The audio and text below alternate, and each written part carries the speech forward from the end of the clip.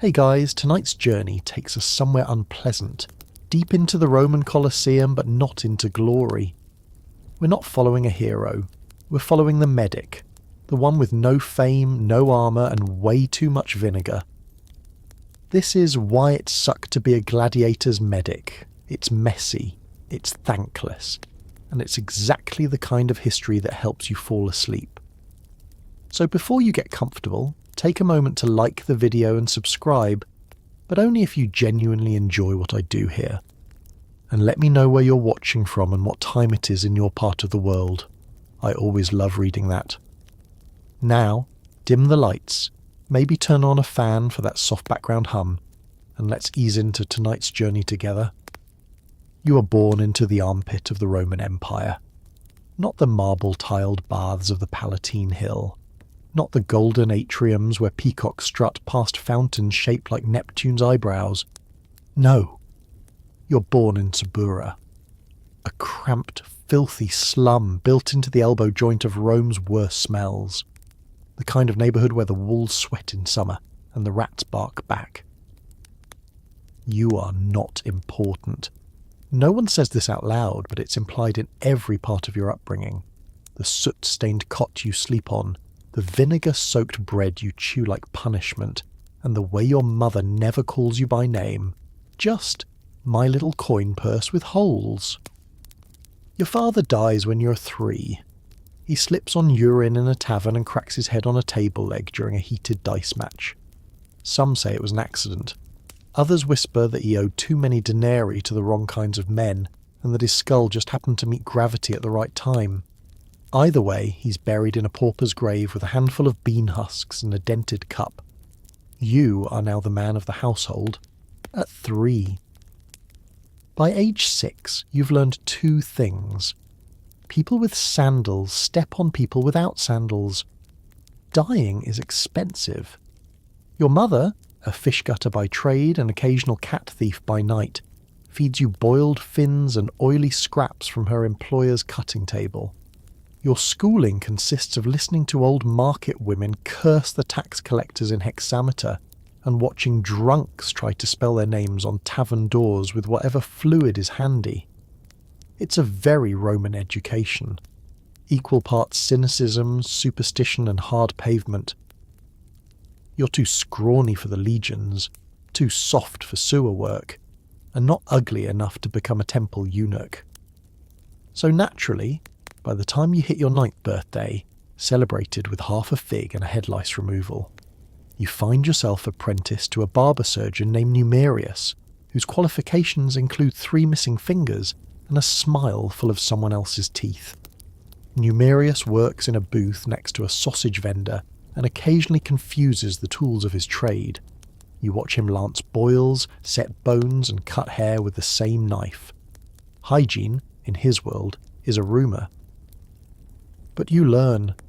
You learn how to scrape scabs without flinching, how to pour wine into wounds while holding down screaming men with one hand and praying with the other. You learn which herbs reduce swelling and which ones just make the patient hallucinate a conversation with Cicero. And most importantly, you learn to shut up and keep your hand steady. Because you are not a doctor, you are a tool. Doctors are educated, wealthy, Greek. They walk with scrolls and sneer at anything that bleeds. You, on the other hand, are what the Empire relies on when things go wrong far away from temples and libraries. You're pain management with legs. You're someone who can hold a man's intestines in place while screaming for someone to bring hot iron. One afternoon, around your 12th birthday, a lanista, a gladiator trainer, strolls past your alley as you're stitching up a brawler who lost a bar fight with a ceiling beam. The lanista watches you for a moment, chewing on an olive pit, and says, "Not bad. You want a real job?" You blink. He says, "Good. You're coming with me." That's how most major life decisions happen in Rome. Not with ambition, with lack of options. You tell your mother you've been bought, and she responds by giving you a half hug and half a bronze coin, the only thing of value in the house. She says it's for luck. You ask if it worked for your father. She doesn't answer. And just like that, You're led through the vomit-streaked alleys of Subura, out past the Forum and into the Ludus, the training ground for gladiators. You're not handed a tunic or a blade. You're handed a sack of linens and a rusted scalpel, and shown a room where a man is moaning with an arrow through his thigh. "Fix him," the lanista says, "or I'll deduct his price from your spine." And so your new life begins, not as a warrior, not as a hero, but as the man with thread, vinegar and a bucket.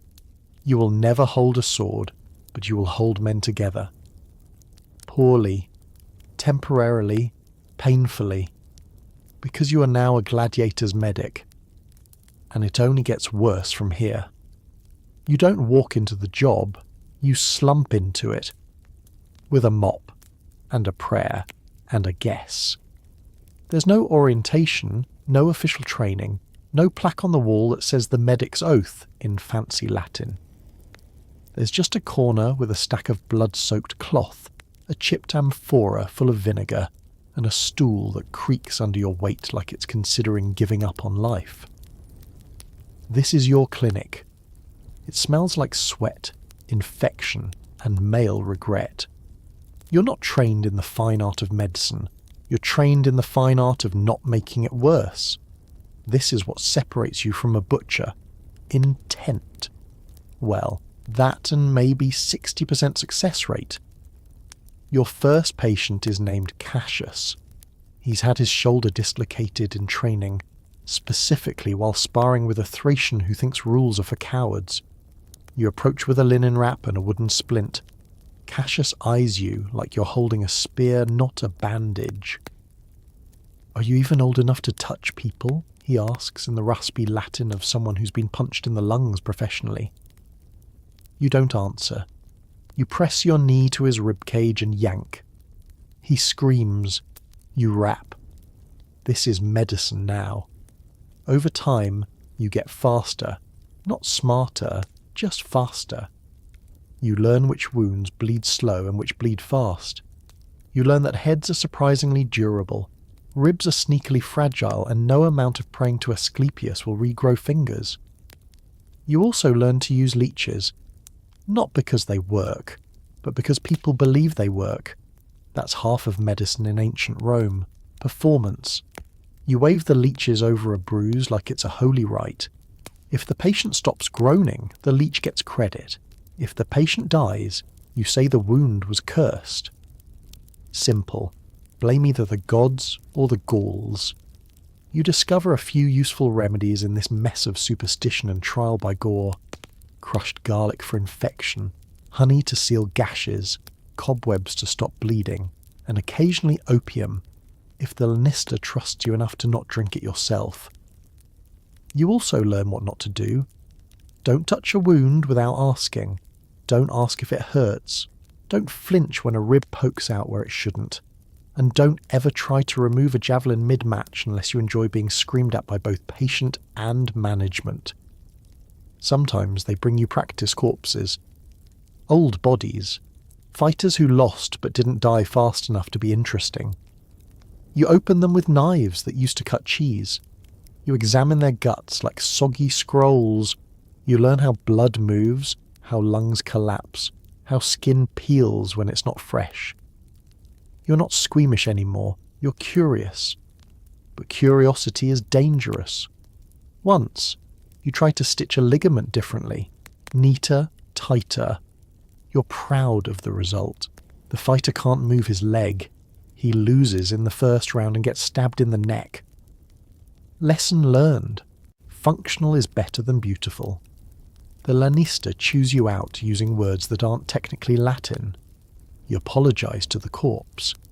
You sleep in the supply room, on a mat that used to belong to someone with a much larger back. Every night you fall asleep to the sound of groaning, arguing, and fists hitting practice posts outside your window. You dream of things that bleed, and of coins. Because for every injury you fix, every ankle you wrap, every popped knee you realign, you don't get paid. You are purchased. Your labour is part of the equipment. You're ranked just slightly above the sponge on a stick used in the latrines, but not by much. Then one night, something strange happens. A Germanic fighter named Ulfric staggers in with a dagger lodged between his ribs. You should call someone else. You should wait for the real surgeon to show up. But the other medic is passed out drunk and you're already holding the knife. You clean the wound. You stitch it. You pack it with herbs and wrap his chest.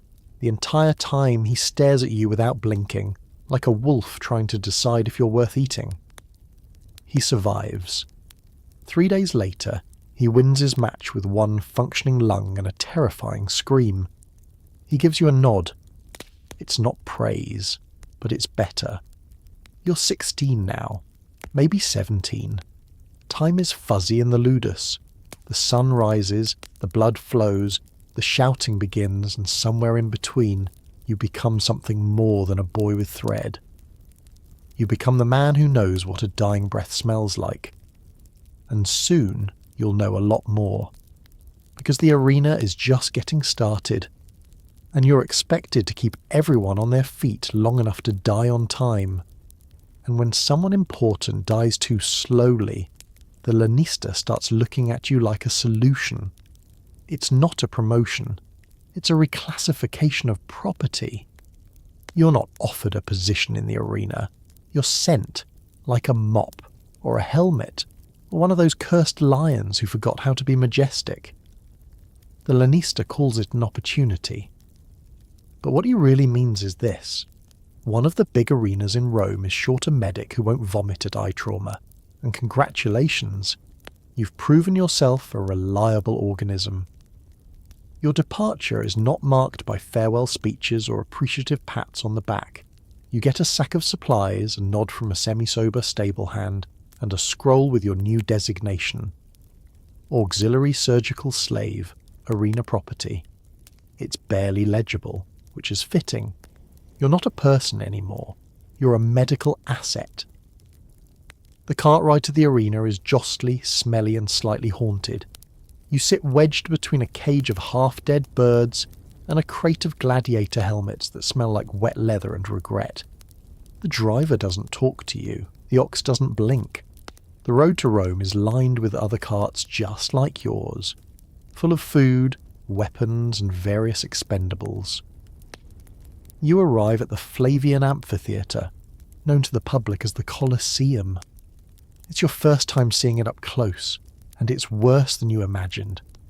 It's too big, too loud, too crowded. It feels like a temple built to outshout the gods themselves. The air smells like roasted meat and old coins. A man is selling dried figs next to a stall that sells scalpels. A child walks past you carrying a human foot. You don't ask questions. You're part of the staff now. A grizzled official in a red tunic checks your scroll, grunts, and waves you toward a stone room beneath the stands, where screams echo and no one seems surprised by it. This is your new medicus bay. It has a bench, a basin, a few old amphorae labelled wine, oil and prey. There's a knife stuck in the wall. You assume it's decorative. Your new supervisor is a man named Gaius, though everyone just calls him Buzzard. He looks like he was embalmed 10 years ago and recently came out of retirement. He speaks in coughs and smells faintly of funerals. You'll do the scrubbing and the stitching, Buzzard rasps. I'll do the difficult bits, like getting blamed when a champion dies. You nod. Your new patients are not soldiers. They are performers, assets, gambling chips with abs. And unlike your old life in the ludus, the stakes here are much higher, because the crowd is watching. Not just the thousands in the stands, but the nobles in their ivory boxes, the merchants with bets placed, the senators looking for blood-scented politics. If a popular gladiator dies too early, you may be blamed for it. If an unpopular one survives too long, you may also be blamed. If you save someone with too much skill, you're accused of rigging matches. If you fail to stop a neck from spraying on a senator's robe, gods help you. Your first assignment is a retired Mamillo named Felix the Boar, dragged into your room by 2 guards after collapsing from what is politely called intestinal instability. You recognise that as Roman for He's been stabbed somewhere important. You lift his tunic. You see a wound that looks like it's arguing with itself. "Hot knife," Buzzard says, tossing you a half-charred piece of iron. You hesitate. Felix is conscious. "Do it," he grunts, "or I'll haunt you." You burn the wound shut.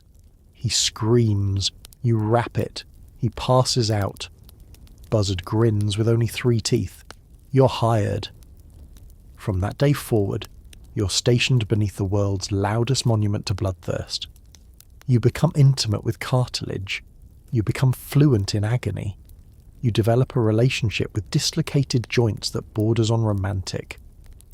You also develop a condition known to all arena medics, performance-induced fatalism.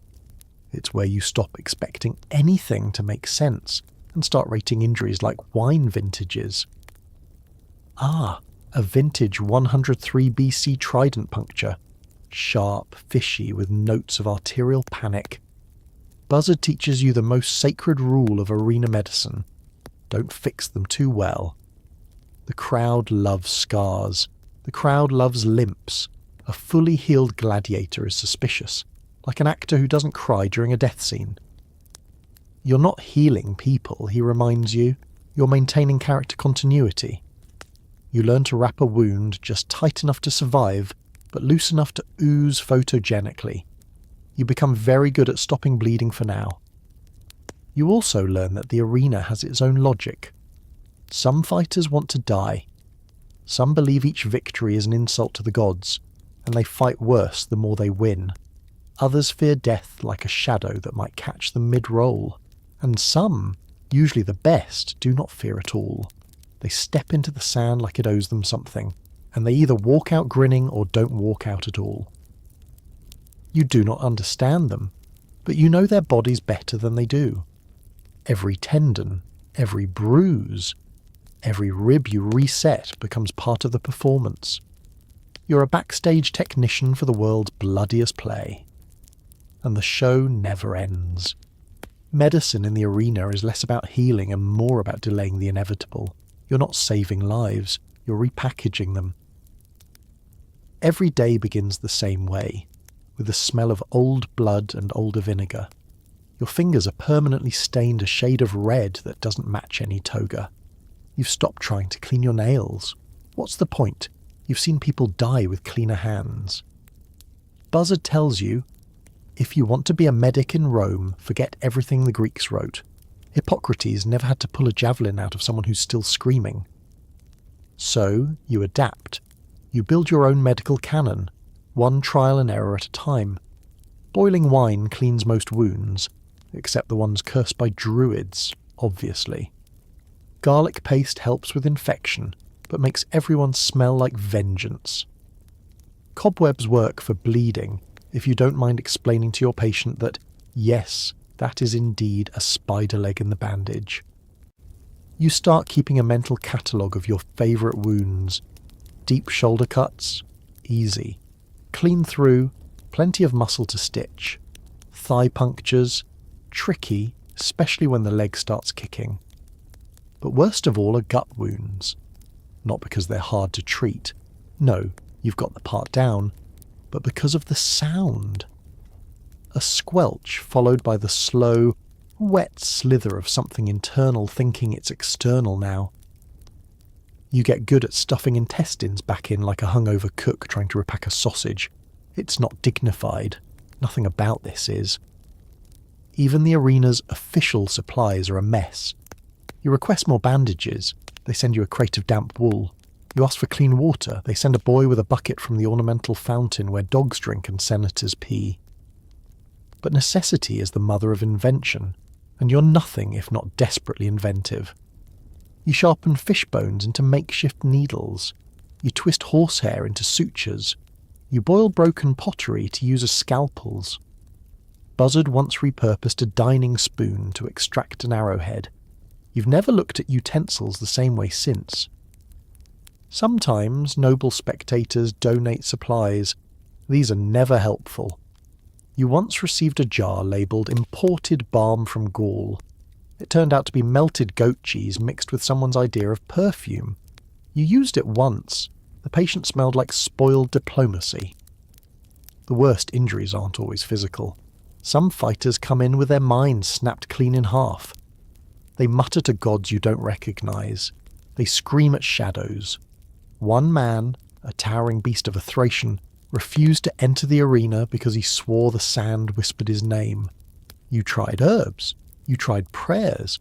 You even tried a punch to the jaw, which worked, until he woke up and tried to strangle a broom. You learn to recognise that look, the one that says a man's already halfway gone even if his body's fine. Sometimes you let them rest.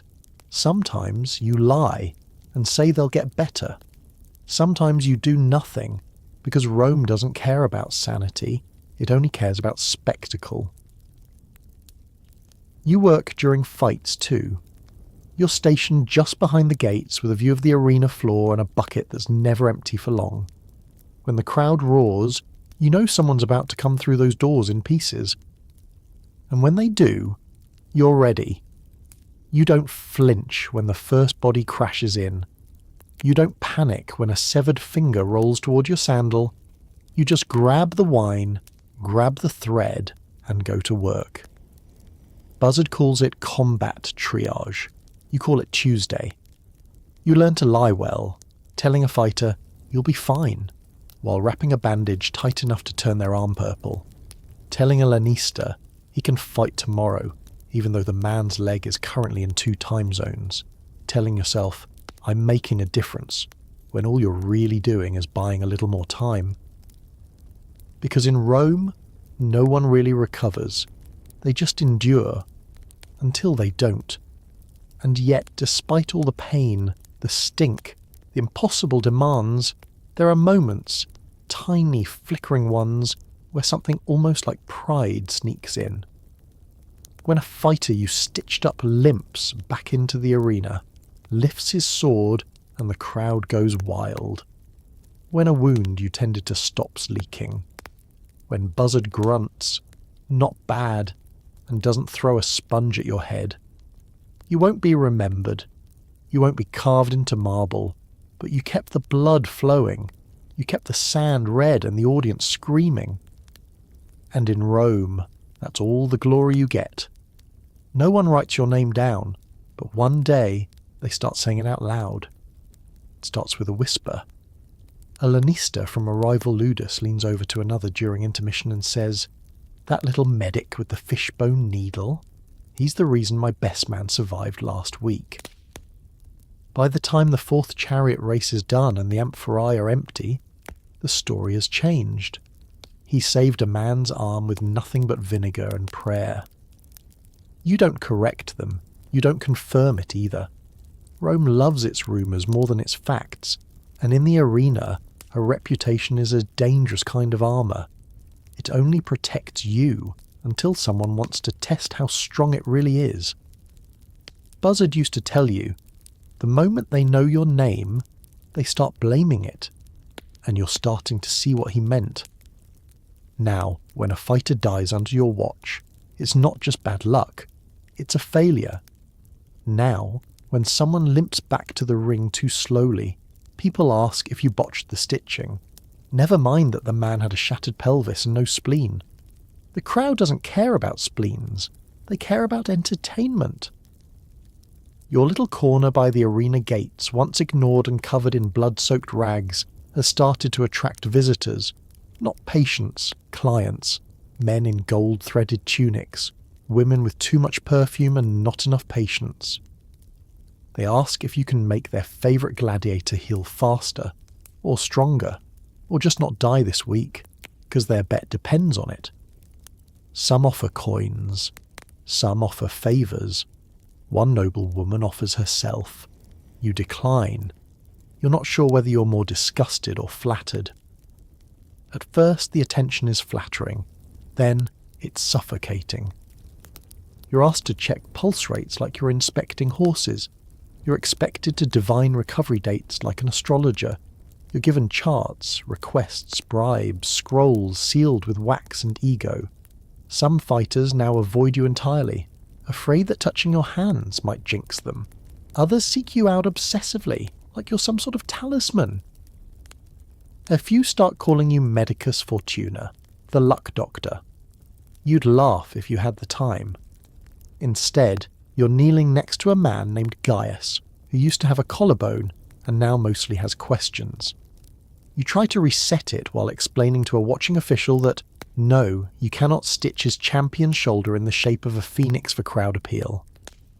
You're not an artist. You're not even a doctor. You're a meat whisperer with a bucket and a thread. Still, the reputation grows.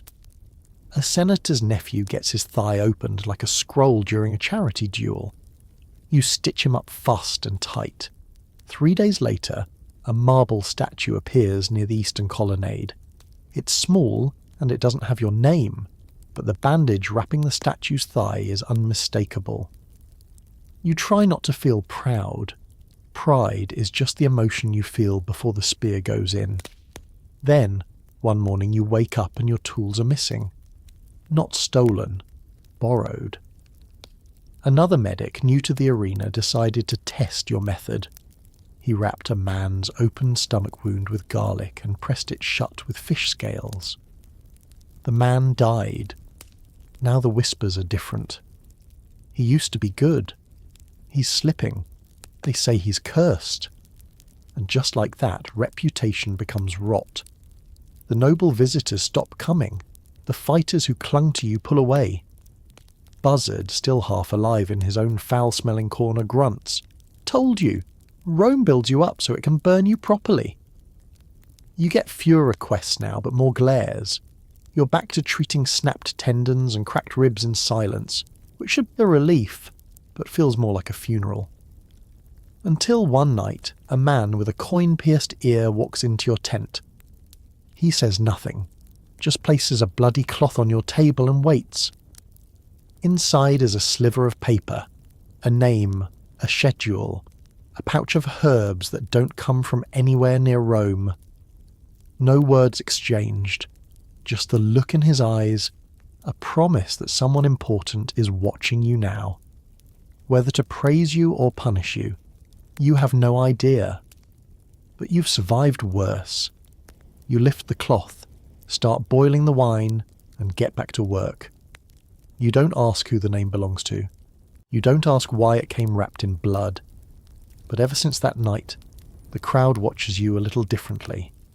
And when a man dies in the sand, which he will, they'll already know who to blame. You're halfway through restitching a shoulder when the screaming starts. Not from the patient. He's passed out cold, thanks to a generous amount of boiled poppy extract. No, this screaming is coming from the arena. And it isn't the usual kind. It's not thrilled, not bloodthirsty. It's confused, angry. It stumbles. You drop the needle. You rush outside. The sand is soaked, which is normal. The fighter lying face down in it is not. He's one of yours. Lucius, the crowd favourite. The one with the snake tattoos and the helmet with the painted grin. He's not supposed to die today. That was the script. Just a scrape and surrender. Drama without death. But he's not moving. And they're all looking at you. Not the trainers. Not the lanista. Not the corpse's partner who's still holding a fake blunted blade. You. Because you stitched his ribs last week. And now he's dead. Someone in the stand shouts poison. Another yells sabotage. A third, you swear it's child, yells sorcerer.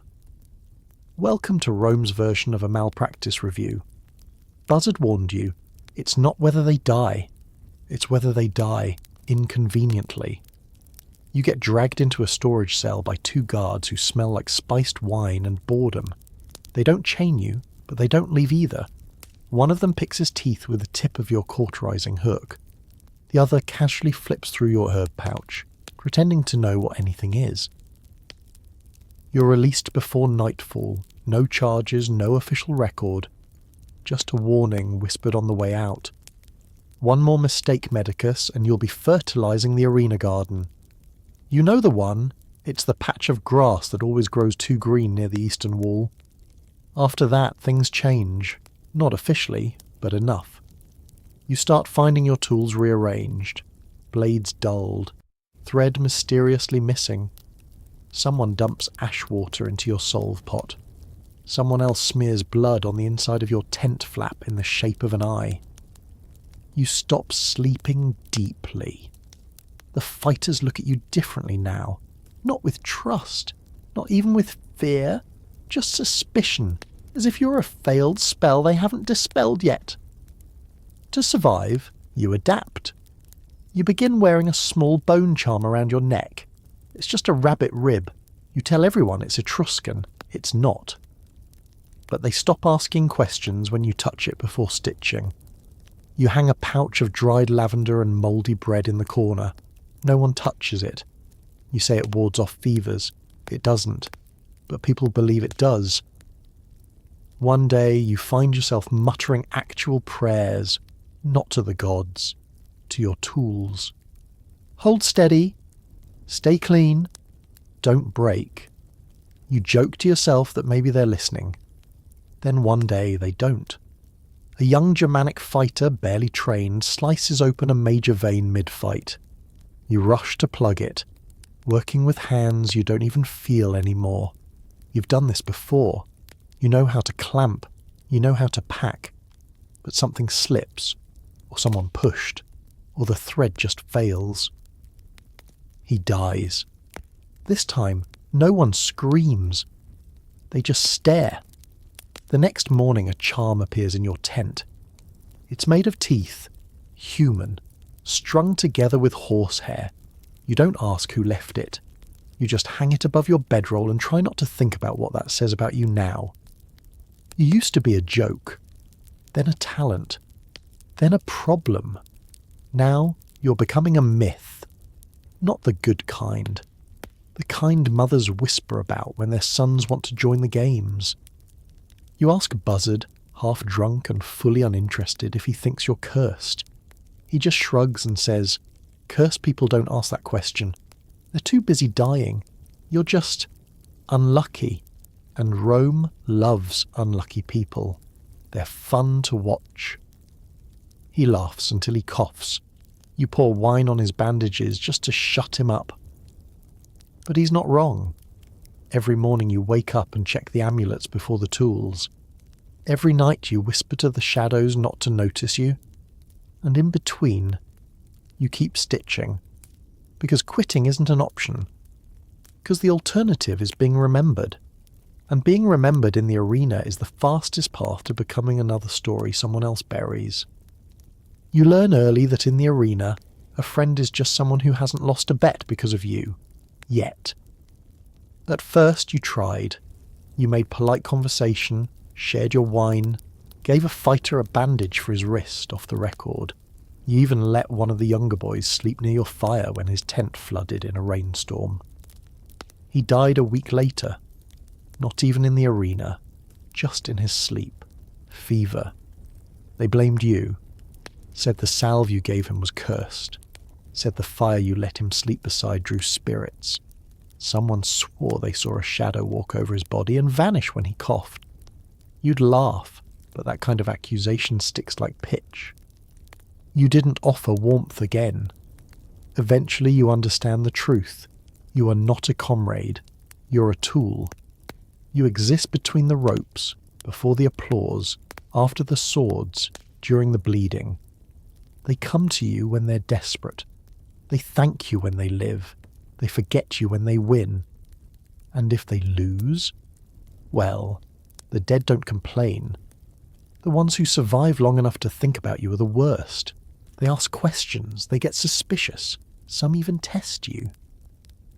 How long will this heal? Why is there a scar? You stitched him faster than me. Why? Did you like him better? Did you try to help me?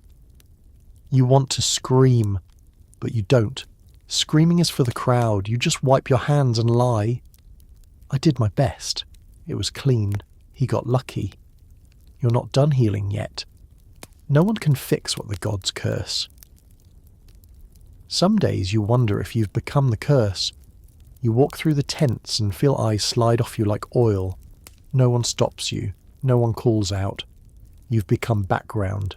The bad omen with the steady hands. Buzzard, still somehow alive, tells you this is a good thing. Keep your head down, stay useful, be forgettable. He's so good at being forgettable he now shares a tent with a pile of firewood. You think you miss conversation, then you remember what most of it sounded like. Still, there are moments. One morning a woman named Serenia, retired from fighting, now a trainer, comes into your tent with a broken finger. She doesn't wince when you reset it, doesn't flinch when you splint it with strips of wet papyrus. She just says, thanks, and adds, don't die. You remember those two words for 3 weeks. Don't die. Not take care, not see you.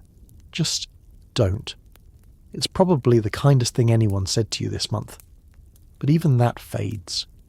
You start forgetting the names, then the faces, then the voices. One day a man you've stitched a dozen times walks past you and doesn't even nod. That should hurt more than it does. You dream of home sometimes. Not because it was better, just because people there used your name. Now you're medic. That guy. Him. Once a nobleman calls you the rag whisperer. You take it as a compliment. There's a boy, 12, maybe 13, who lingers outside your tent sometimes. You don't know his name. He's not a fighter. Not yet. Maybe never. He just watches you clean your tools. One day he asks, why don't you talk to people? You look up and say, because people talk back. He doesn't return after that. Good. It's safer that way. You realise over time that even the blood is less lonely than company. Blood doesn't ask for your past. It doesn't betray you. It just flows, hot and honest, and you know exactly what it wants. That's more than you can say for most men. So you stay with the blood, the bone, the thread. You become a ghost in your own tent, a necessary haunt. And when they speak of you, if they speak of you at all, they say, he's still alive. He's always there. He doesn't smile. But he knows what he's doing. And that somehow becomes enough. You fade into routine, stitch, boil, sharpen, sleep, no surprises, no demands, no names. Weeks blur, maybe months, you don't count. And then, a trumpet. Not the usual kind. Not the usual off-key blast that signals another set of doomed meat entering the sand. This one is sharp, polished, military, followed by a second, then a drum, then silence. Everyone stops. Even the rats seem to pause mid-scurry. You step out of your tent and see the line. Dozens of guards in matching purple sashes, their armour so clean it gleams like they're trying to reflect the gods themselves. Behind them, the Emperor's herald, holding a scroll so long it drags in the dust, which feels like a waste of both paper and drama. He reads a name, a very long, very Roman name, the name of your arena. Then he announces the arrival of the Emperor. There is no thunderclap, no swarm of birds, no divine light breaking through cloud. Just a man, short, stocky, face like a clapped scroll. He's frowning already, which is probably just how his face is shaped. Or maybe it's because someone told him he has to spend his afternoon watching poor men bleed for sport, and he isn't in the mood for sympathy today. He waves once. The crowd loses its mind. You don't. You've seen too many men wave before dying. The trainers scramble, fighters are forced into baths, new tunics are handed out. You overhear someone trying to bribe a cook to invent something that smells like meat. A teen boy is beaten for tracking chicken bones across the walkway. And you?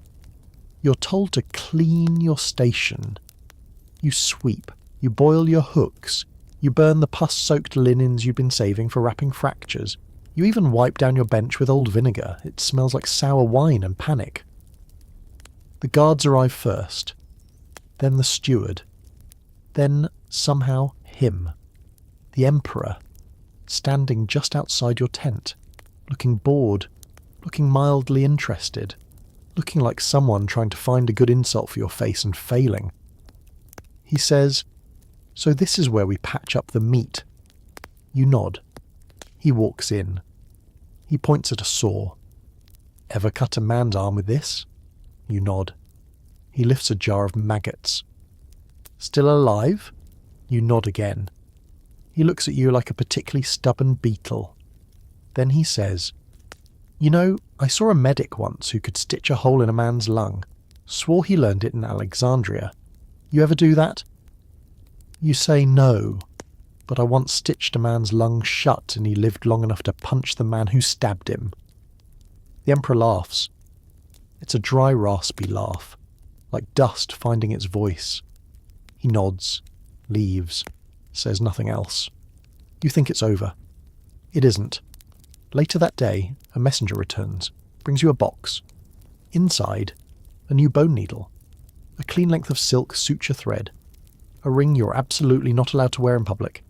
No note, no instructions, just a message. From the Emperor. He liked your answer. Buzzard thinks you've just become property. He might not be wrong. From that day on, a few things change. You get better supplies, you get worse patients, more important men, more severe wounds.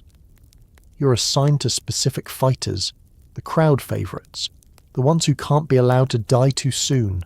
Suddenly, you're part of the spectacle. They start mentioning you in introductions. Healed by the Emperor's own stitcher. You hate it. You were invisible, safe, efficient. Now you're on scrolls, rumoured. Whispers of the Emperor's medic follow you like a draft. One fighter says, "Guess that makes you untouchable now." You want to tell him that being close to power is just a different way to bleed. But you don't. You just hand him a poultice and say, "Hold still." He does. For now. There are things you know. You know how long a man can survive with a punctured gut. You know the colour of lung blood versus stomach blood. You know which screams mean keep going and which mean stop. You know how to fish a tooth out of a throat without a hook. You know the smell of pus that turns to fever. But there are things you don't say. You don't say, "This wound won't heal right." You don't say, "You need to rest." You don't say, "He's not going to make it," because the second you say it, it becomes your fault. You become the curse again. So you learn the art of almost truth. It's deep but clean. If you stay off it, it'll hold. He needs quiet and broth. He's still breathing. Always still breathing. Until he isn't. You stop warning people. Stop giving timelines. Stop predicting recovery. You patch, you wrap, you nod. Let the gods take the blame. Buzzard once told you, the arena doesn't need honest men, it needs plausible ones. You didn't get it then, you do now. There's a boy, new to the sand, fast, clever, good balance. He gets his shoulder split open, tendon grazed. You clean it, stitch it, wrap it, tell him not to fight for 3 weeks. He fights in 5 days. He wins. Then the arm ruptures mid-match. Artery tears. He bleeds out right there, kneeling, holding his own elbow in disbelief. They blame you, not the boy, not the trainer, not the steward who signed the clearance. You. Why didn't you tell him it would rupture? You did. But you didn't write it down. You didn't say it loudly enough. You didn't stop him. They start calling you the quiet butcher. You want to laugh. Instead, you scrub the blood from your floor for the 4th time that week and throw out your best thread because it stinks of iron. You begin saying less, not out of caution, out of exhaustion. What's the point? The more you speak, the more you're heard, and being heard is dangerous. So now when a man limps in with bone showing, you say, "We'll see." When someone asks how long they have, you say, "Depends." When a steward asks if they'll survive, you say, "They've seen worse." You say what they need to hear, not what you believe. You stop praying too, not because you've lost faith, but because there's no one left to pray to. Your gods don't live here. They wouldn't dare. This is a place of sand and shouting and slow rot. You don't ask Olympus for mercy. You ask for gauze and clean water, and on a good day both arrive. There's a silence that creeps in over the months. It's not the absence of noise. The arena's always loud, but the absence of being spoken to.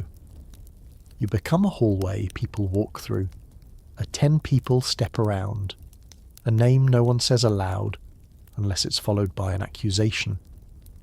It's not hate, it's something colder. Discomfort. They know they'll end up in your tent eventually. No one wants to make eye contact with their future. You didn't mean to get good. At first you were just surviving, stitching as fast as possible, guessing where tendons reattach, hoping wine would kill enough of the rot to buy a fighter another week. You never aimed for mastery, just fewer deaths in your tent than in the arena. But something changed. Your hands stopped trembling, your knots held longer. You could predict a fever before the sweat started. You stopped using your salves as guesses and started blending them with purpose. You learned. Pain became your professor, scar tissue, your syllabus, and every man who lived long enough to limp back into your tent became your textbook. And slowly, almost insultingly, you got good. The fighters noticed first. They still didn't thank you, but they stopped calling you hack. They asked for you by name, or by nickname at least. Needle, thread, old fingers. Someone even called you the spine stitcher, which made you sound more like a horror tale than a man. You didn't correct them. Then the stewards noticed. Now they assign you the worst cases, the ones with ribs cracked like firewood, the ones whose jaws hang loose, teeth rattling in their mouths, the ones with stab wounds so deep they whistle. You don't complain, but you notice. Being good doesn't get you rest, it gets you used. You get the late shifts, the panicked wake-ups, the men they should have let die but dragged in anyway because let's see what the miracle cutter can do. One night, they bring you a man whose skull is visibly dented. You don't ask how he's still breathing. You just work. 4 hours later, he's breathing less. 8 hours later, they ask why he isn't speaking. You tell them, because his brain has more cracks than his helmet. They don't laugh, but they don't fire you either. A lesser medic might be blamed. You just get a shrug and a reminder that the next match is in 2 days. Try to fix his walk. You try. You fail. He's dead by dawn. But the fact that he lasted that long, that's somehow impressive, a testament to you. And that's the real trap. Because once you're the one who almost saved him, they start believing you can do more. You're asked to fix things you have no tools for. Bone fragments in brains, torn hearts, internal bleeding that turns men yellow before your eyes. You try. You fail. They sigh. Maybe you're losing your touch. No, you're just not a god. But try explaining that to a man who's bet 50 denarii on someone's liver holding out. You start resenting your own skill. It would be easier, you think, to be mediocre, to be just useful enough to stay fed, but not enough to be remembered. Because being remembered means being summoned. Being summoned means being responsible. And being responsible means you'll be blamed. Every time. You think about pretending to forget, about dulling your knives on purpose, about botching a few stitches so they give you easier cases. But that's not you. Because you also remember the boy who bled out on your floor, the one who smiled as you tied his bandage, the one who trusted you. Even now, that look, that faith, haunts you. You don't want faith. You want silence. But what you've earned is expectation. And there's no antidote for that. When men begin to treat you like a god, you start to notice how silent the real ones are. The gods never lived in your tent. They prefer marble halls, incense smoke, blood spilled for beauty. Not blood that smells like old iron and rot. Not shredded men crying for their mothers, or you, or the moon. It's all the same at a certain volume. Still, people like to pretend. There's a little shrine outside the main gate, a half-cracked statue of Asclepius with a snake coiled up his staff. Fighters rub its foot for luck. Some whisper a quick plea before a match. You've even seen stewards toss silver coins at the base, as if the god moonlights as a beggar. You used to stop there too, long ago. Now you just walk past it. You've learned what the gods really do in the arena. They look away. It's not hatred. It's not indifference. It's cowardice. Even Olympus can't bear to witness what happens when a ribcage caves in like old wood. You try not to care, but sometimes, when the night's too long and your hands are shaking from stitching skin that doesn't want to close, you ask yourself, if they're not watching, then why are we still pretending? You ask it in your head, never aloud, because that's the kind of question that gets heard, and not just by the wrong people. One evening, a new priest arrives. Fresh robes, fresh oil, fresh warnings. He blesses the arena gates, then your tent. Says something about divine order and honouring the sacred flow of blood. He blesses your tools with olive water. Then he asks what herbs you use to numb pain. You say anything that works. He doesn't like that. He tells you pain is part of the offering. You smile politely. Don't mention the man last week who bit his tongue in half, or the one who begged to be choked out so he wouldn't feel the bones setting. Instead, you ask if he's ever seen an infected wound. He changes the subject. Later that night, the priest gives a sermon in the stands. You don't hear it, but you hear about it.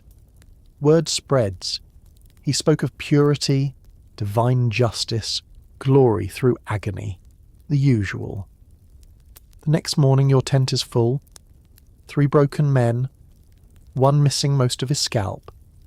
2 hours of bleeding and mopping and burning linen later, the steward stops by and asks why they're not ready yet. You say they're still alive. He says, that's not the same as ready. You almost throw a scalpel at him, but you're too tired. You just nod. The priest visits again. He offers you a blessed poultice. It smells like wine and garlic and shame. You don't use it, but you keep it on your shelf in case someone asks. Buzzard thinks it's hilarious. You should bottle that, he says. Call it divine delay, guaranteed to make a man bleed slower and die holier. You almost laugh, but then someone screams, and you're back to work. That's when it happens.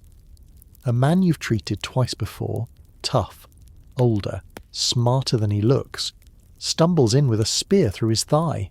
Not clean, jagged, twisted, a wound that doesn't want to close. You start working. He bites leather. You tie the artery. He passes out. You finish stitching, wrap him tight, and wait. Then the priest comes in. He says he wants to lay hands on the patient, that the gods will guide healing. You say no. He insists. You point to the wound and say, unless your gods can sterilize that with a gesture, they can visit later. He leaves in a huff. The man dies anyway. Not from the wound. That part healed fine. From a fever. 2 days later, they say the priest reported you. Whispers crawl up the tent walls. You're called arrogant, faithless, dangerous. One steward says you rejected the divine in favour of vinegar. Another says you're playing God with the emperor's favourites. Someone jokes that you'll be fed to the lions next. No one laughs. You start packing your tools tighter, hiding your better hooks, keeping your notes on muscle tears beneath your cot. Buzzard says, "You should have let him pray." You say, "I did, just not in the middle of an artery." He shrugs. He doesn't get it. Because it's not about faith, it's about timing. The gods don't mend flesh. You do.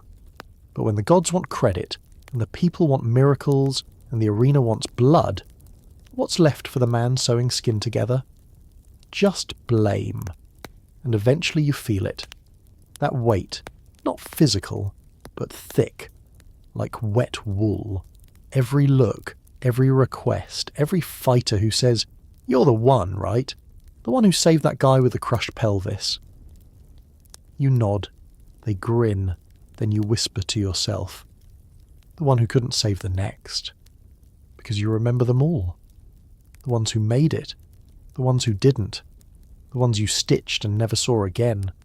The ones you buried with your bare hands because the gravekeeper was drunk. There's no shrine for you. No priest lays hands on your blistered palms. No god praises a man who sews for a living and curses in 2 languages while digging rot out of someone's chest. But you keep going. Why? Not because of hope, not because of faith, because of inertia. Because once you've seen this much pain, you can't look away either. You don't ask for recognition. You don't want it. But someone must be watching. Because one day, a scroll arrives. Carried by a boy no older than 13, wearing too much perfume and not enough armour. He doesn't knock, just lifts the tent flap and says, "For the medic." You're elbow deep in a man's shoulder socket. Buzzard reads it aloud while you hold bone with one hand and fish for your forceps with the other. By decree of the divine Augustus Imperator, keeper of Rome's glory, defender of the people, and patron of the games. You zone out somewhere between divine and people. Buzzard doesn't. He reads the whole thing down to the dripping wax seal and the part where you're hereby summoned to the Emperor's private quarters for consultation. You ask, "Consultation on what?" Buzzard squints. Doesn't say, but you should probably change your tunic. You've never seen the palace from the inside. Your whole life has existed between the barracks, the blood pit, and this canvas tent. Even the amphitheatre's upper tiers are a mystery. You've only ever glimpsed marble columns and shadows of hands tossing coin. Now you're marched through carved archways that smell like imported oil and roasted dates. The floor is smooth enough to trip on, and every hallway has more guards than you've seen in a week. The room they bring you to has silk cushions, gold statues, and a mosaic of Neptune on the ceiling, trident raised like he's asking what you're doing here. You're wondering the same thing. Then the curtain lifts, and he enters. The Emperor. Not in armour, not even in purple. Just a loose robe and a crown that looks heavy enough to bend his neck forward. He doesn't speak. He gestures to the steward who steps forward and says, "The Emperor would like you to examine his favourite." Favourite what? You glance around, confused, until they bring in a dog. Not a mutt, a beast. Black, sleek, taller than some men's thighs. It's limping. A gash runs along its back leg, roughly stitched with something that looks suspiciously like silk thread. Buzzard leans over. That's a Molossian warhound, costs more than your tent. You crouch and check the wound. It's swollen, red, and smells slightly fermented. You look up and say, "Whoever stitched this should be flogged." No one laughs. The Emperor nods once. The steward says, "You will fix it." It's not a question. The dog becomes your patient. They set up a corner of your tent with velvet bedding and a guard who watches it like it's the Emperor's heir. You name it Shadow, because that's what it moves like. Silent, fast, and unsettling. You treat it with boiled wine compresses and your best needle. It doesn't bite, just watches you with 2 human eyes. After 3 days, the swelling goes down. After 5, it starts walking without a limp. After 7, the Emperor visits. No scroll this time. Just him, his sandals, and the smell of rose oil. He inspects the dog without a word, then looks at you. He doesn't say thank you. He just says, "You'll accompany us to the next games." You say to treat the fighters. He says to treat my beasts. So now you're a royal dog doctor, which should be a step up. Less screaming, less pus, but isn't. Because beasts don't die quietly, and their wounds are often stranger, deeper, and inflicted by each other, not men. You patch up lions with torn ears, stitch a bear's flank where another bear bit it. One morning, you're handed a falcon with a cracked wing and asked if you can reset the air bone. You try. You fail. The falcon doesn't blame you. The trainer does. Buzzard finds the whole thing hilarious. You used to deal with drunk Thracians. Now you deal with depressed leopards. You miss the drunk Thracians. The next games are bigger. More fighters, more beasts, more blood. The Emperor sits front and centre, and you sit just behind him. A medic with a silk sash surrounded by hounds and hawks and handlers. You don't like the view. From up here the arena looks smaller, the screams fainter, the people like coins stacked in rows. One of the Emperor's tigers tears a man's stomach open. You see his intestines slide out like wet rope. The Emperor claps. You look down at your sash and wonder how many medics had to die before you were considered fit for a seat this close. After the games, you're summoned again. This time to a side chamber. No mosaic ceiling, no guards. Just the Emperor, his steward, and a question. How many of them survived because of you? You say, enough. He says, and how many should have died? You pause, then say, more. He nods like he already knew. You keep the meat walking, that's valuable, but not always entertaining. You're not sure what to say to that. He continues. Some fights are meant to end in death. It's cleaner, simpler, the people like it. You say nothing. Then he looks at you and says, "You'll know when not to help." And that's it. That's your real request.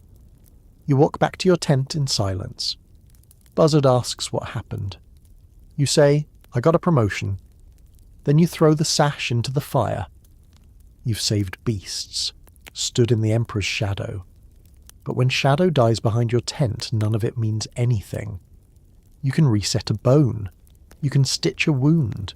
You can drain a fever, cut away the rot, wrap the flesh in clean linen and pray it doesn't stink tomorrow. But there are things that bleed where you can't see, things that never close. You start noticing them more after the tiger fight.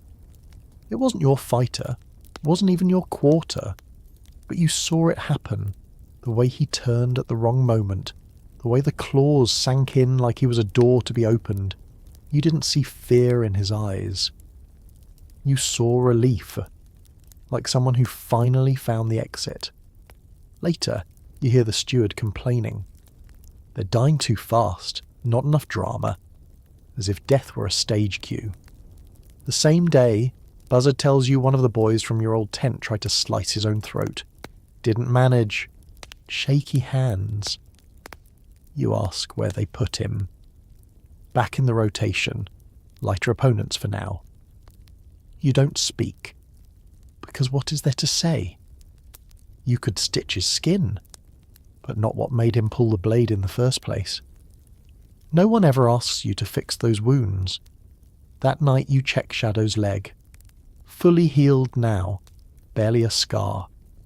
He sits beside you quietly, massive head on your knee, eyes watching the fire like he understands.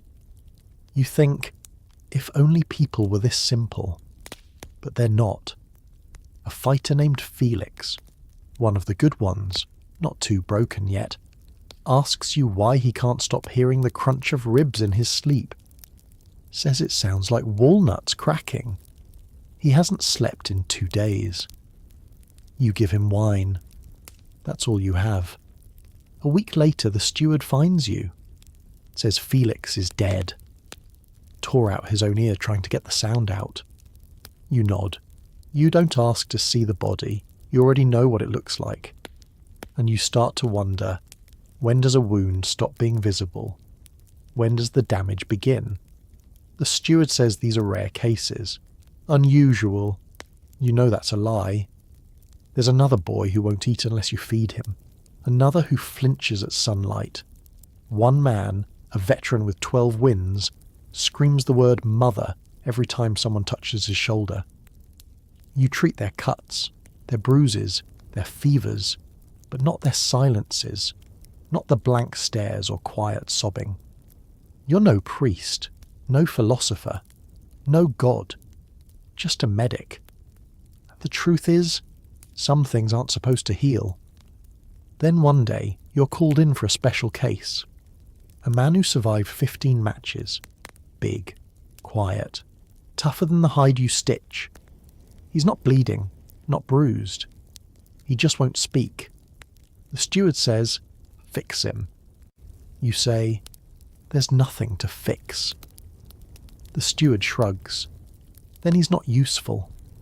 You don't see the man again. You start writing things down. Not because you think anyone will read them, but because your memory's beginning to fray. You forget names, faces, the order of deaths.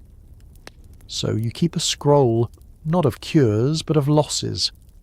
Felix, sleep sounds, Hadron stared at walls, Cassius drank vinegar until his stomach ruptured. Each line is a failure, but they're not yours. Not really. They belong to the world that built an arena and called it glory. Buzzard reads it one day when you're out. He adds one line of his own. Buzzard, still here. Idiot. You don't erase it. One morning, Shadow doesn't get up. No limp, no visible wound. Just doesn't move. You feel for breath. It's there, barely. You press your ear to his chest. The rhythm is slow, faint, sinking. You try everything. Warm cloth, honeyed broth, prayers you don't believe in. Nothing works. By nightfall, he's gone. You bury him behind your tent, alone. Buzzard says nothing, just stands beside you as you dig with a bent shield in your bare hands. The ground is hard, dry, but you keep going. Because he was yours, and in a life full of strangers, he wasn't. The next day a boy with a split lip asks if you've ever seen a lion cry. You say no. He says, I have, then walks away. You add him to the scroll. You start keeping 2 ledgers now, one for the body, one for the soul. The first has clean numbers, stitches, salves, treatments, hours. The second has words like, didn't scream, didn't blink, didn't say goodbye. You don't know why you're writing them. Maybe to prove that someone saw. Maybe to remind yourself that it all happened. Maybe because one day no one will believe it did. But you'll remember, even if the gods don't. You stop measuring time in days. Instead, you measure in fractions. Ribs cracked like clay pots, hips that grind when they move, shoulders that never sit right again. You can trace the whole year in bones, who broke, who bent, who didn't come back. Bones don't lie. They remember what happened, even when the man forgets. There's a certain kind of fracture that only happens when someone turns their back in fear. A twist in the femur, a spiral tear through the tibia, speaks of someone running. You saw 3 of those last month. The steward says the crowd likes fear. It makes them feel braver. You nod like you agree. You don't. You've learned to read skeletons like scrolls. A crushed thumb, that's an axe fighter. Snapped collarbone, probably a trident catch gone wrong. 2 compressed vertebrae, heavy shield user, Good defense, terrible end. Every body that lands on your table tells a story, not with words, with cracks. There's a boy who wins 5 matches straight, crowd favourite, smiles like he was born for this. One morning he can't lift his arm. No bruising, no gash, no blood. Just pain. You press gently. The shoulder clicks. You know the sound. It's not just dislocation. It's rot. The kind that settles into the joint like a curse. Slowly eats the movement until the arm forgets what it was. You strap it. Recommend rest. The steward recommends another fight. The boy doesn't die, but he stops winning. The crowd turns fast. They liked him strong. They liked him smiling. They don't like him slow. He asks if it's going to get better. You say nothing. You both know it won't. Another man, this one silent, heavy, twice your age, comes in with a strange bend in his spine. Not new, not dramatic, but enough to make him stagger when he walks. You ask how long it's been there. He shrugs, says nothing, but his bones say, years. You clean a cut on his thigh and send him back out. He dies 2 matches later, not from the wound, from the spine. It finally snapped. Buzzard calls it bad luck. You call it inevitable. Your tent becomes a museum of broken architecture. Jaws that don't line up, knees that scrape, fingers that curl inwards like dried leaves. Some men talk about their pain like it's an enemy, others like it's a roommate, unwanted but familiar. You listen either way. You don't offer comfort. You offer bindings, salves, needles.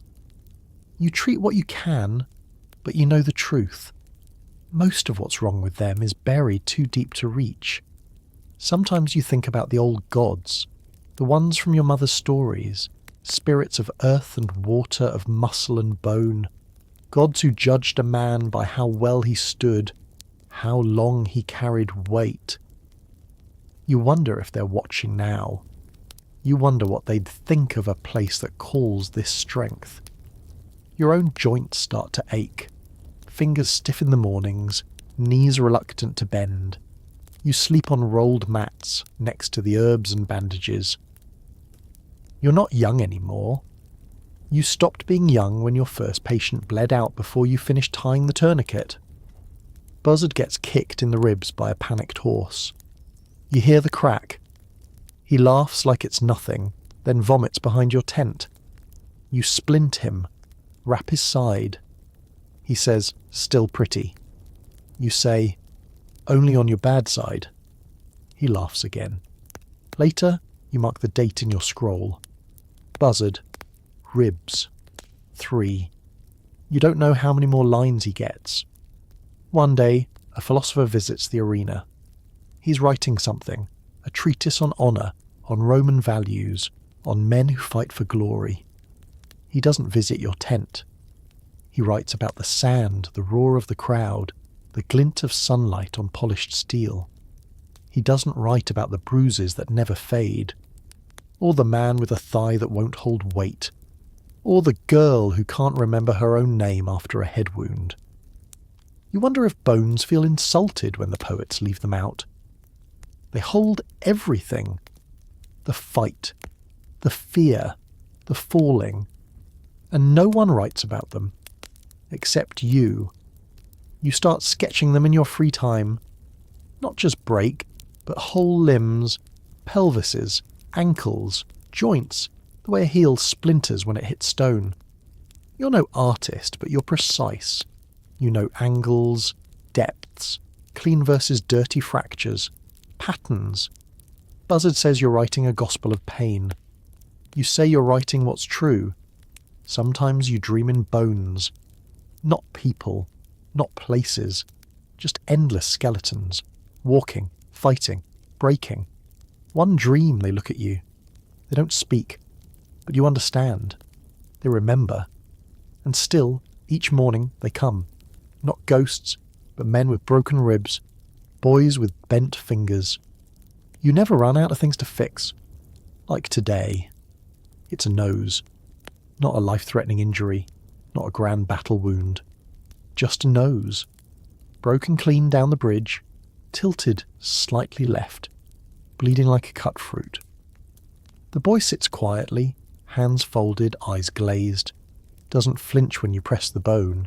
Doesn't wince when you set it straight. He just says, "Will it look the same?" You say, "Close enough." He nods, like he expected worse. Later that night you sit by the fire with your tools laid out like relics. Threads, needles, bone clamps, salves that smell like boiled pine bark. You think, this is your kingdom. Not Rome, not the arena. This canvas tent. This quiet corner of blood and stitches. You fix what you can. You live where pain ends and silence begins. Buzzer drags in a man with a punctured thigh. Says he found him under a crate of helmets. No idea how it happened. Doesn't matter. The wound is deep. Not lethal, but angry. Red around the edges, already starting to weep. You clean it. Stitch slow. The man cries softly. You don't tell him to stop. Someone brings you a child. Not a fighter. Not part of the arena. Just a child. Street runner. Fell from a cart. Arm hanging like a fish on a hook. You ask who he belongs to. They shrug. Nobody now. You splint the arm. Use extra padding. Tie it tight. When you're done, the child whispers, "Do you fix everything?" You almost say yes. But you don't lie anymore. The Emperor sends you a scroll. Not a request. Not a threat. Just a line of praise. Your hand is sure. You burn it without opening the seal. You once thought the job would get easier. That with practice, pain would blur. Death would soften. Hands would stop shaking. Heart would stop racing. None of that happened. The work stayed hard. The wounds stayed loud. But your silence grew thicker, like scar tissue around your thoughts. A man dies in your lap. You did everything right, tied the veins, packed the wound, spoke calmly. Still, he went quiet halfway through a breath. Buzzard watches, doesn't say a word. You close the man's eyes, fold his hands, place a sprig of thyme under his chin. Buzzard finally speaks. You're the only reason the half of us are still walking. You shake your head. I just delay things. He grins. That's all anyone does. The child returns, weeks later. Arm healing. Still crooked, but better. He brings you a flower pressed between pages of a stolen book. You don't ask where he got it. You take the flower, set it beside your tools. That night you don't dream of bones. You dream of standing on a hill, wind in your hair, no tents, no blood, just grass. It feels impossible. Then comes the day no one comes. No wounds, no fevers, no injuries to tend, just stillness. Buzzard sleeps late. You boil water just to hear something move. When the steward finally appears, he says the schedule's empty. Too many injuries, not enough replacements. The arena is closed for 3 days. You stare at your hands like they belong to someone else. They're not shaking, but they're not still either. You walk outside the tent and just stand. No screams, no cheers, just wind. You realise it's the first time in months you've heard birdsong. You feel something uncoil inside you, slowly, carefully, like a muscle long unused. Buzzard finds you an hour later. He says, "You know what we should do?" You say, "Flee?" He says, "Nah. Let's fix the table leg." You laugh. Not because it's funny, but because it's the stupidest thing in the world, and somehow it matters. You both kneel by the old rickety table in your tent, the one that's always leaned right. You've ignored it for years. You drive in a new wedge, sand the edge, tie a bit of cloth beneath it, and suddenly it stands straight. Buzzard salutes. Your finest work. That night, you light a candle just because you want to see something glow. You reread the scroll of names, the notes, the sketches. You add one more entry. Table finally stood straight. You pause. Then right below it, and maybe so did I. The table stands still. The candle burns steady. For once the tent doesn't creak. And then the steward arrives. We're moving camps. You're not coming. You blink. What? He shrugs like he's discussing lunch. Orders. Arena is downsizing. We're keeping 2 medics. Younger ones, faster hands. You're not needed anymore. Just like that. Buzzard throws a chair. Then threatens to throw the steward. You don't say anything. Because part of you knew this was coming. The arena has grown smaller. Less coin. Less bloodlust. The Emperor's tastes have shifted. Spectacles now involve animals and fire, not men and swords. And you've spent a decade here, tending wounds, writing notes, fixing table legs. Maybe that's long enough. They let you keep your kit. That's their version of kindness. A battered satchel of tools, your scrolls, a half-used jar of poppy. You pack in silence. Buzzard hovers, fists clenched, pacing like a caged bear. This is ridiculous, he says. You've saved more lives than... You cut him off gently. I know. Not, I agree. Not, you're wrong. Just, I know. You leave before dawn. No farewell, no send-off. Just quiet boots on dirt. Buzzard walks you to the edge of the compound. He hands you a roll of cloth. Inside is your old mug, the one with the chipped rim and the burned bottom. You laugh. It still leaks. So do I, he says, and punches your shoulder. Lightly. Then he turns and walks away without another word.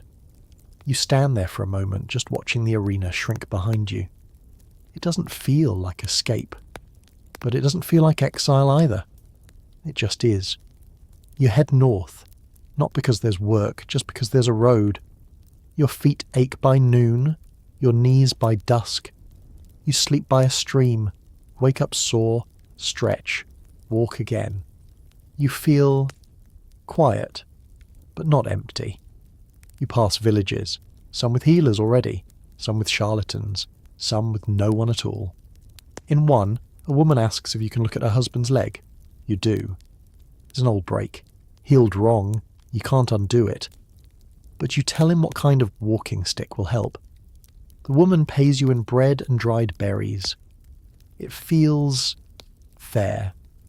You spend a week in a town with too many flies and too few doctors. You fix a hernia, stitch a birth tear, remove a splinter the size of a dagger. A boy calls you the bone wizard. You don't correct him. You start writing again. Not just wounds, but memories. Buzzards laugh, shadows death, the way the arena smelled after rain. You write not because anyone will read it, but because it's there. Because the silence finally made room. One evening, you sit outside a tavern sipping weak beer, and overhear a merchant talking about the old arena. It shut down, he says. Fires, poor management, whole place collapsed. You don't flinch. You just look at the stars and think of all the men whose names never got carved in stone, but whose bones you held, whose stories you kept. You get older, joints stiffen, vision fuzzes, but your hands still remember how to tie a stitch, and sometimes that's enough. One day, a little girl comes running through the village screaming. She's holding her brother, he's bleeding from the head, fell off a cart. You clean the wound, stitch carefully, wrap the bandage. The mother weeps in thanks. The boy sleeps soundly. You nod. He'll be fine. And he is. You leave that town a week later, but not before someone paints your name on the healer's door. He fixed what could be fixed. You don't stay long in any one place, just long enough to help, long enough to rest. You become a name people whisper when someone's hurt. A healer who comes and goes. No cheers, no sand, just work and silence. They used to scream. Back in the arena, every time blood hit the sand, every time someone roared in pain, every time someone didn't get up. The crowd would rise like thunder, hands in the air, mouths wide, alive with cruelty. Now, the world is quiet. The boy whose head you stitched a month ago waves when he sees you. His mother sends a loaf of rye. There's no applause, no parade. Just bread, and smiles and a place to sit. You miss the noise, and you don't. The healer in the next town says you're too gentle. You tell him that means you've seen enough blood. He doesn't ask what you mean. He probably guesses. People always guess wrong, but they guess. One morning a farmer brings you a pig. Not sick, not hurt, just a gift. You helped my wife with the birth. She's never smiled so fast after. You accept the pig. You don't know what to do with it. It follows you around for weeks. You name it Laurel. It eats your herbs. You don't mind. At night, you sit by your fire and write. Not just wounds and procedures, but stories. The ones no one else will tell. The fighter who wept because he couldn't hold his son. The boy who thanked you before his final match. The buzzard who turned out to be your only friend. You write them down, because no one cheered for them either. Then one day a rider appears, dusty, thin, carrying an old seal. He hands you a letter. It's addressed to the Bone Wizard. You sigh. You already know who it's from. Buzzard's handwriting is exactly as awful as you remember. Arena's gone. Fires, lawsuits, scandal, probably ghosts. I opened a chicken farm. It's terrible. Come visit. P.S. The table you fixed, still standing. We eat on it. You laugh until your ribs hurt. And then, without really deciding, you start walking. It takes weeks. You don't rush. Villages blur into hedgerows. Carts pass. Geese hiss. Laurel disappears one morning and never returns. You leave a sprig of thyme by the trail, just in case pigs understand grief. The town isn't much. Buzzard wasn't lying. The chickens outnumber the people. He greets you like no time passed. You look like someone who's too old to walk that far. You shrug. You still write like a dying mule. It's the warmest welcome you've had in years. He shows you around. You see the coop, the stable, the table, and then the infirmary. It's small, clean, stocked. People still get hurt, he says, stupidly but often. You nod. It's more than enough. There's no cheering here. No crowd, no sand, no emperor. Just splinters, twisted ankles, chipped teeth, breached births. But people bring eggs when you help them, and wool and bread. You fix what you can. You rest when you can't. One night a local boy asks what you did before. You think about answering. About the blood, the screams, the bones. Instead you say, I listened to pain. And sometimes it listened back. He nods like that makes perfect sense. Then asks if you'll show him how to stitch. You smile. Only if you feed the chickens first. There are no statues, no records, no cheers. But your hands remember, and that's enough. You used to imagine statues. Of the fighters mostly. Sometimes of yourself. Though never on a pedestal. Just standing. Watching. A hand outstretched, maybe holding a bandage, not a blade. But no one builds statues of healers. And honestly, thank the gods for that. You've seen what statues become. Bird nests, targets for piss. things people pass without noticing. No, better to be remembered in scars than in stone. Still, you think about them sometimes. Your patients. The ones who lived. The ones who didn't. The ones who were too far gone but smiled anyway. The ones who cried because they knew you tried. Their faces come back sometimes. Not clearly, like wax left near heat. But they linger. Somewhere behind your ribs, you keep a little pouch now. Inside, one tooth. Human, probably. A bit of sand from the old arena. A ribbon someone once gave you. The wax seal from Buzzard's letter. You don't show it to anyone. But you check it sometimes just to know it's real. One night during a storm you get a visitor. She's soaked, shaking, holding a toddler. Please, she says. She won't stop coughing. You don't ask for details, you don't need them. You light the lamp, wash your hands, mix honey and hyssop, feel her forehead, check her chest. It's not fatal. Not yet. You sit with them through the night. When morning comes, the child is better.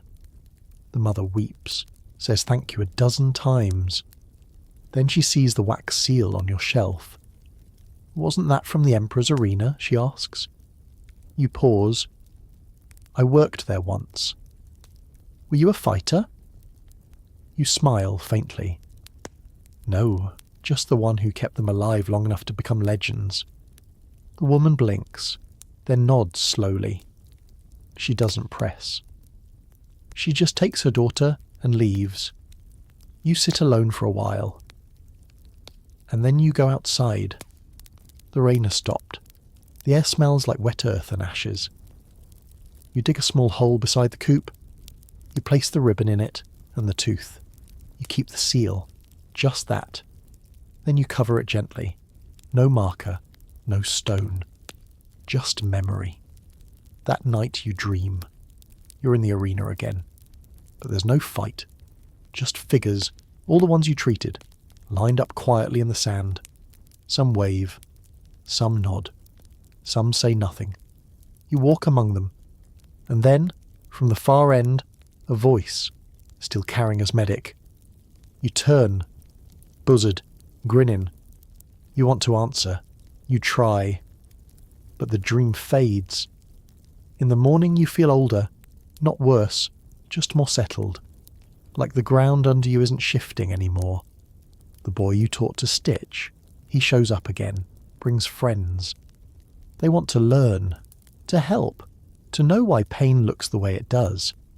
You teach them, not because you think they'll replace you, but because someone should know. How to tie clean knots, how to read a fever, how to whisper when a wound is afraid. Years pass, your hands stiffen, your legs ache. You don't travel anymore, but people still come, with coughs, with cuts, with hopes, and every now and then, with stories of the old games.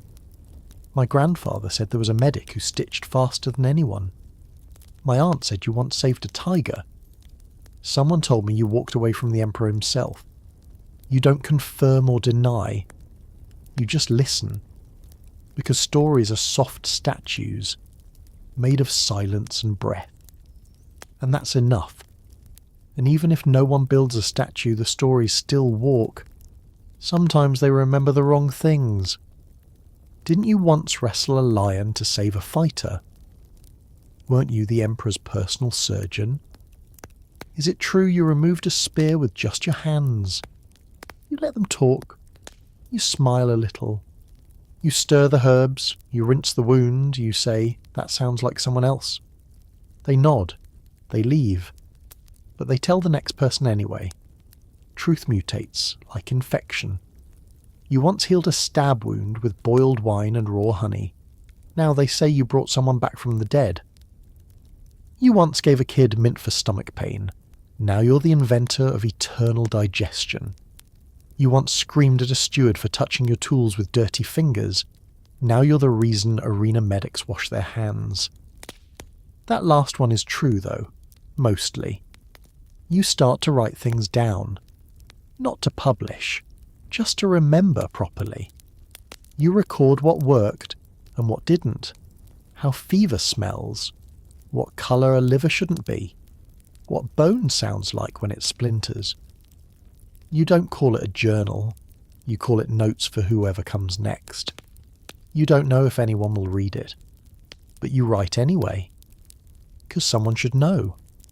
One day, a messenger arrives, young, breathless, dirt on his knees. You're the one who fixed the Beastmaster's shoulder? You nod. He reaches into his satchel and pulls out a coin. Not Roman, not even silver. My father said you saved him. He said if I ever found you, I should say thanks. He hands you the coin. It's carved with a face, crude, smiling, vaguely feline. He made that, the boy says. Said it kept him lucky. You keep it on the shelf, right next to the wax seal. At night, you sit by the door. The stool creaks, the stars shift, the wind presses at the shutters, just to check if you're listening. Sometimes a neighbour drops off soup. Sometimes a kid leaves flowers. Sometimes no one comes. That's all right. You're not waiting anymore. You're remembering. You remember the first time you stitched a wound that didn't bleed after. The first time someone said thank you. The first time someone didn't make it, and you stayed anyway. The way Buzzard laughed through a cracked rib. The cold sand in your sandals. The scream of the crowd. The silence when it was just you and someone broken and afraid. They won't remember all that. They'll remember the myths, the good ones. But you remember the real ones. You carry them the way some people carry swords, across the back, close to the spine. You've stopped wondering what would have happened if you'd said no that first day, if you'd walked away from the tent, if you'd let someone else clean the blood. You didn't. You walked in. You stayed. And the world turned a little quieter because of it. There's no statue, no book, no song, but the stories keep moving, even if they get the details wrong, even if they forget your name. And sometimes what stays behind isn't memory, it's hands, habits, and old knives. Your hands are slower now, still steady, still clever, but the joints ache when it rains and you drop things more often than you admit. That's all right. You have fewer emergencies these days, fewer screams, fewer gladiators covered in somebody else's guts begging to keep an arm. Just bruises, coughs, a neighbour's bunion.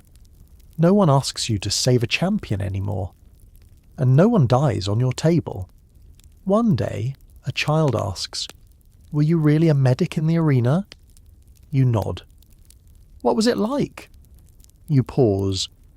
You don't say horrible or loud or it smelled like copper and regret. You don't say I wasn't supposed to be there or I never learned to breathe through my mouth until I had to. You say, it was work, and it mattered. They blink. Then they nod. And that's enough. The knife you use the most, the bone-handled one with the chip near the hilt, now sits in a box. You don't use it anymore, but you don't throw it out either. Some tools are like scars. You don't need them to hurt, but they still belong to you. Sometimes people bring their kids to meet you, not because you're famous, but because they heard what you did for someone's cousin, or how you stayed with their grandfather until morning, or how you stitched their mother's palm without leaving a scar. You show them where the herbs grow. You show them how to boil water before you wash a wound. You show them how to wrap a bandage so it won't unravel in a fight. They listen. Most of them. The rest learn when they need to. One gives you a new wax tablet every year. One carves your face into a wooden doll. You think it looks more like Buzzard. One cries the first time they cut into flesh. You sit with them after. No words, just time. That's how it goes. You keep the old scrolls. You add to them when you remember something useful, which berries not to eat with fever, which bones splinter in strange ways, what things you thought were true but weren't. You call them corrections, not for yourself, but for someone who hasn't arrived yet. You get tired sometimes. You sleep longer. You hum songs you thought you'd forgotten. You dream of things that never happened, a match you didn't see, a voice you don't recognise, a healer who isn't you but almost is. That's all right too. You earned it. One night, a quiet one. A night without chickens or chickens' names or stomach ulcers. You sit outside with a blanket over your knees. The stars are clean. The air smells like rosemary and dusk. You close your eyes. You see the arena, just for a second. The sand is clean. The crowd is quiet. And someone's alive because you were there. Not a god, not a soldier, not a hero. Just you. And that's enough. And when you're gone, really gone, someone finds the scrolls. Someone reads the notes. Someone holds that chipped-handled knife and says, "This belonged to someone who knew what they were doing." They don't know your name, but they learned something from your hands anyway. And that's what stays.